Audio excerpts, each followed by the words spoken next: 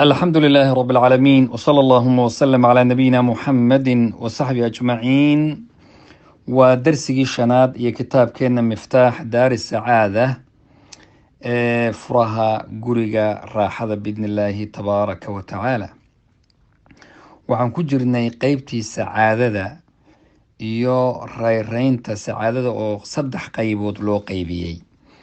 qaybtii haddaba u dambeysay oo ahayd midda dhabta oo xaqiiqada ah baa sheekhu wuxuu leeyahay middaasi waa mid juhdi badan u baahan. aktharul khalqi dadka intooda badan ma jecla inay sacaadadan oo taxsiilka cilmiga ay raadiyaan. sababtuna waa maxay? waa liwucuurati dariiqiha, yacni waddada loo maro cilmiga waa mid adag weeye. waa mid adag, waa mid in la xasiliyo cilmi la bartana waa tacab iyo waxaa laga kulmaa mashaqo.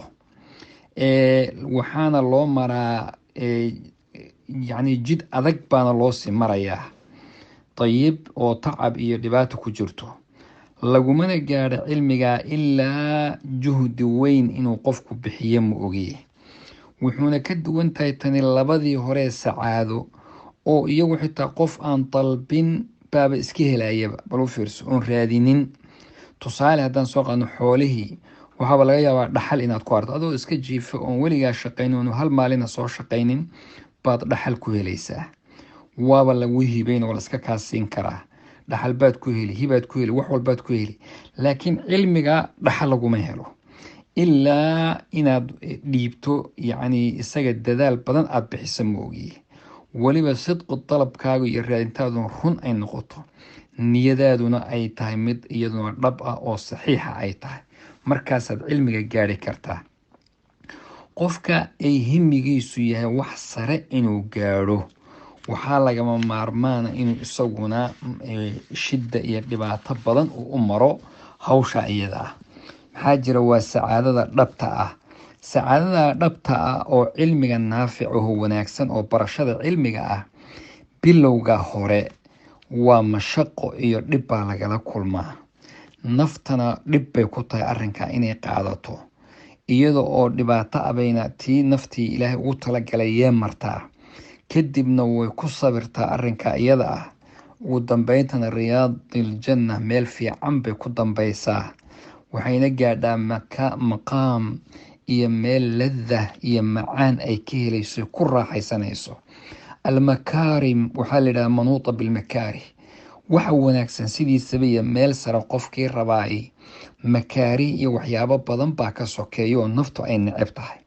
sacaadadana iyo reyrayntana laguma gaadho ilaa la gudbo dekedii mashaqada. yacni mashaqadiibaa deked laga dhigayaa, ama waxaa laga dhigayaa bridge, yacni waa jaranjaro la gudbayo. ilaa jaranjarada aada gudubto ma gaadhaysid sacaadadii iyo wixii wanaagsanaa. safiina waa inaad doon iyo markab dadaal iyo ijtihaadna aada arrintaa iyadaa u marto. in badan oo dadka kamidihii waxay jahli kaga sugan yihiin ladada cilmiga iyo macaankiisa iyo qadarkiisa weynaantiisa. ilaa hadday arrintaa ogaan lahaayeenna wayba ku dagaalami lahaayeen baa la yidhaahdaa. laakiin xijaab oo makaariha, waxyaaba naftu neceb tahay oo badan baa ka sokeeya. naftu waxay rabtaa inay iska raaxaysato, naftu waxay rabtaa inay iska seexato, naftu waxay doonaysaa waxyaabo badan, laakiin taa laguma gaadho, cilmiga laguma gaadho. haddaba raxmada rabbi waxaa ka mid ah iyo birigiisa waxaa ka mid ah addoommaha uu u naxariisanayo inuu naftooda ku jebiyo anwaac almasaa'ib. bal u fiirso, waa masale kale. anwaac almasaa'ib, waxyaabaha masaa'ibta iyo mixanta inagu dhacaya ayaa ilaahay nafteena ku kasri buu ku sameeyaa, uu ku jebiyaa si ay raalli ahaanshaha rabbi iyo maxabadiisa iyo jacaylkiisa u gaadho.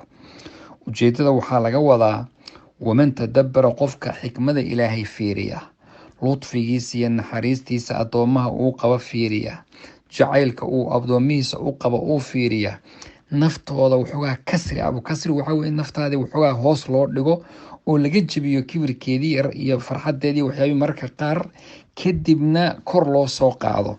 tusaale haddii aan ka soo qaadno, qofka dembiga markuu gelayo waa naftiisi oo kasri lagu sameeyo oo la jebinayo, laakiin toobadu ilaahay haddana subxaanahu watacaala ku kaba yani waa la kabaya naftiisa waxa lagu kabaya tooba inuu ilaahay waafajiyo maqfiriya dambi dhaaf inuu ilaahay siiyo masaa'ib baa kugu dhici maalin walba qof baa dhimanaya qof baad waa naxdaysa adigaa jiranaya waa masaa'ib iyo maxan kugu dhacaysa laakiin haddana waxaa lagu kabaa caafiyad iyo nicmo inuu ilaahay ku siiyo subxaana wa tacaala marka arrimahaasi albaab weyn ayay qofka u furayaan oo macrifada rabbi iyo maxabadiisa ah wuxuuna ogaanayaa qolku inuu ilaahay subxaana wa tacaala jecel yahay addoomihiisa ugana naxariis badan yahay hooyo ilmaheedii ka dhumay sida ay u raadisa markay hesho say hooyooyinku ilmaha u jecel yihiin si ka daran ayuu ilaahay subxaana wa tacaala inagana inoogu naxariistaa haddaba taasina waxa weeye qofkaasi aqoonta kolba inta uu alle u leeyahay subxaana wa tacaala